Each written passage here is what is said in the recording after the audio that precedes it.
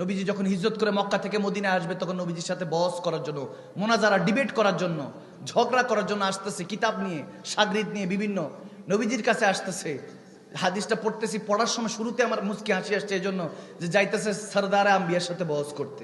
সুবহানাল্লাহ, তার দিমাগ কতটা খারাপ যে সরদার আম্বিয়ার সাথে বহস করতে যাচ্ছে। আমার নবীর সাথে থাকে কে? যার সাথে আল্লাহ থাকে, তেনাকে হারানো কখনো সম্ভব না। তিনি যাচ্ছিলেন, পরে আবার চিন্তা করলাম হয়তো আল্লাহ হেদায়েত দিতে পারেন। হযরত আব্দুল্লাহ ইবনে সালাম রাদিয়াল্লাহু তাআলা তিনি তখন বলতেছেন আমার ঈমান আনার ওয়াকিয়াটা, তেনার ঈমান নূর হওয়ার জন্য যখন ঈমান এনেছেন, কালমা পড়তে বাধ্য হয়েছেন, ওই ওয়াকিয়াটা, ওই হাদিসটা বর্ণনা করছেন।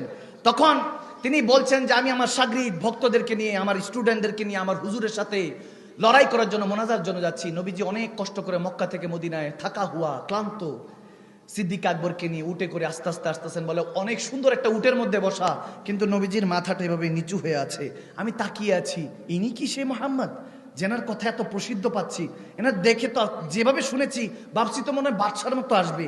এখন তো দেখতেছি হা হা হা হা নিচি নজরে ऊंची खबरे सुभान अल्लाह वो दिखा के पवन वो सुना के सुखन मोरा ले गया तन मन धन। মনে হয় যেন দেখেই মনটা ফিদা হয়ে গিয়েছে।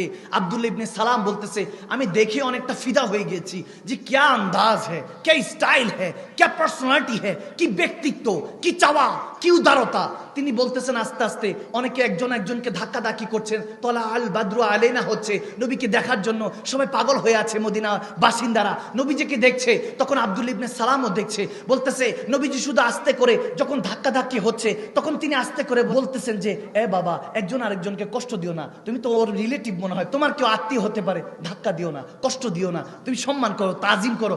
বলতেছে নবীজি এটা বলতেছে, আব্দুল্লাহ ইবনে সালাম শুনতেছেন। শুনতে শুনতে দেখে যে একজন শাগরিদ ওনাকে ধাক্কা দিয়ে বলে হুজুর বলেন না, আপনি ওনার সাথে ধাক্কা দিয়ে বলতেছেন ওনার সাথে ডিবেট করেন, ঝগড়া করেন না।